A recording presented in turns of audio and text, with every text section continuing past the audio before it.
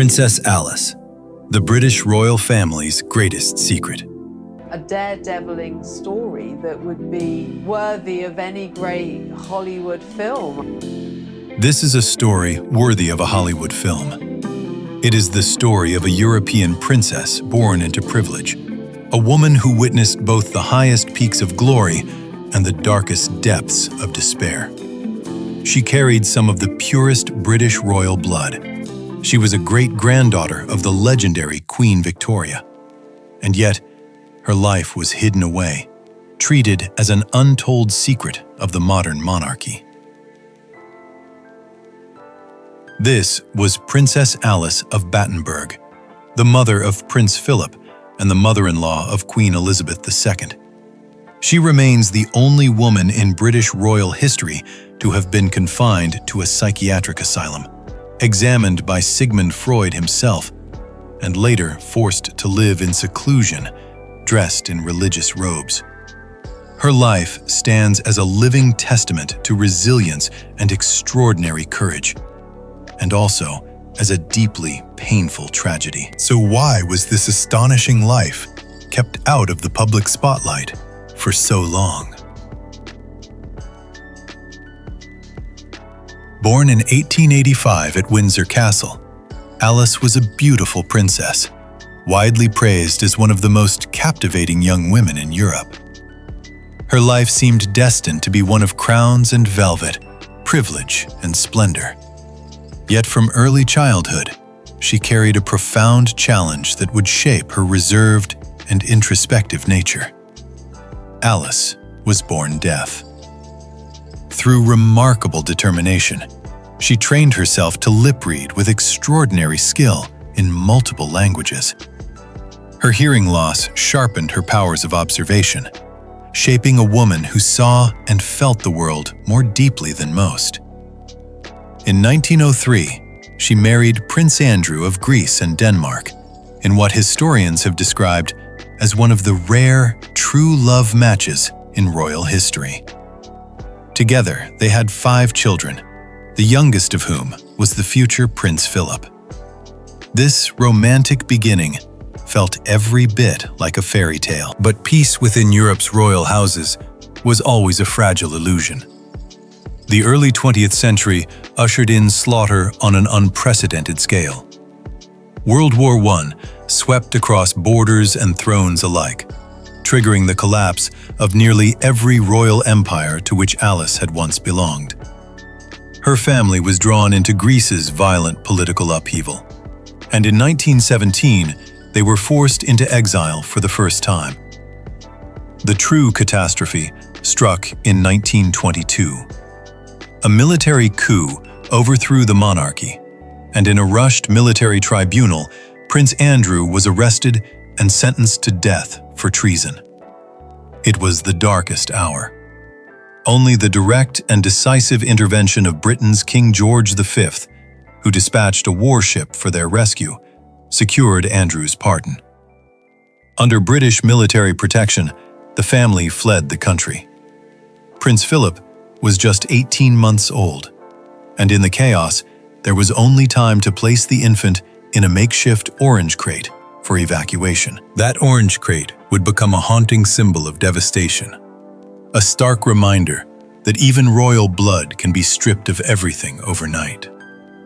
Exile in Paris transformed Alice completely. They lived in crushing poverty, deprived of both wealth and status. Once a princess, Alice became a penniless refugee. The iron resolve forged by her deafness was now channeled into action. She found purpose in caring for those even more desperate than herself. She did not wait for charity.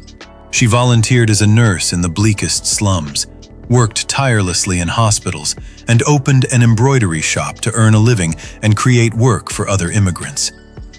Alice cast off glittering crowns and replaced them with an apron stained by labor and compassion.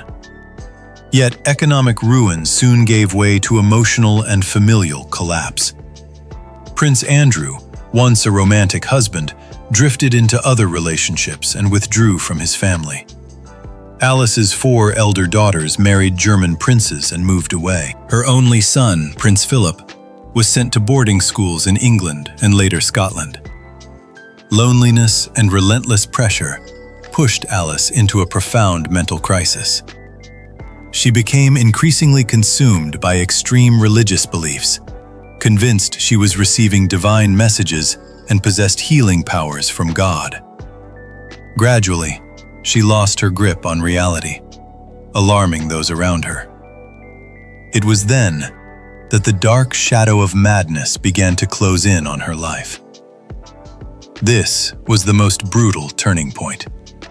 In 1930, after being diagnosed with schizophrenia, a horrifying decision was made.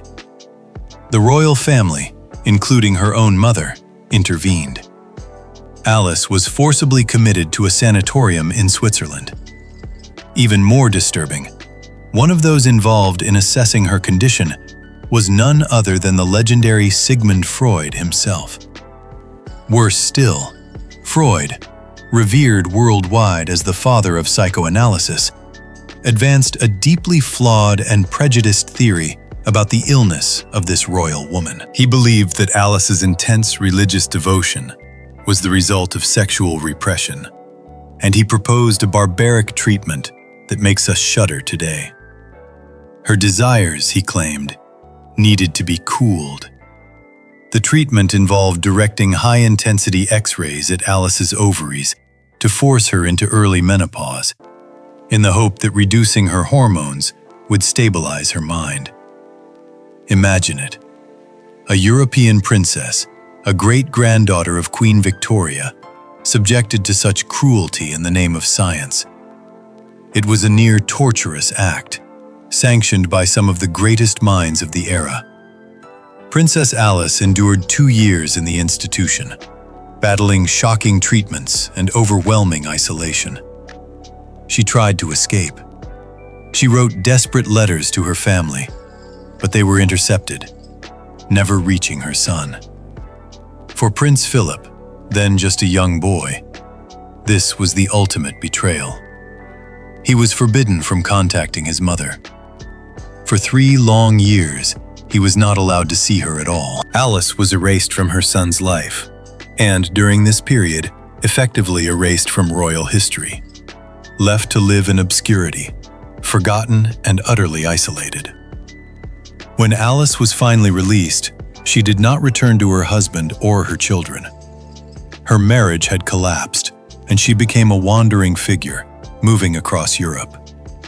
She even refused to attend the weddings of her 4 daughters.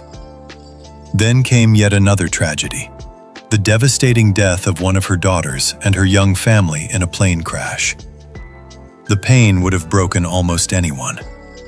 But Alice did the unthinkable. She did not collapse. Instead, she was preparing for a rebirth, a return that no one in the royal family could have foreseen. Alice emerged from the asylum and found redemption through faith. She returned to Greece, and in 1949, she founded a Greek Orthodox religious order. Renouncing her titles and privileges, she began to wear the robes of a nun. But her greatest act came amid the devastation of World War II. Alice used what little status and resources she had left to hide a Jewish family, the Cohens, inside her own home in Athens. With the Gestapo operating nearby and danger ever present, she sheltered them and ensured their survival through the Holocaust. This extraordinary act of humanity remained hidden for decades. It was not until 1993 that Princess Alice was posthumously honored with the title Righteous Among the Nations at Yad Vashem in Israel. In 1967, after a brief period living at Buckingham Palace with her son and daughter-in-law, she died quietly at the age of 84. Princess Alice was not a tragedy of weakness. She was a testament to resilience. She faced war, exile, and mental illness with a will that could not be broken. Her legacy endured. Prince Philip himself, who inherited his mother's toughness and quiet strength, went on to become the steadfast pillar of support for the Queen and the nation for 70 years. In the end, the greatest secret of the British royal family was not a source of shame, but a story of courage, faith, and sacrifice. Princess Alice taught us that even in moments of deepest abandonment and loneliness, humanity can still shine like a beacon of light.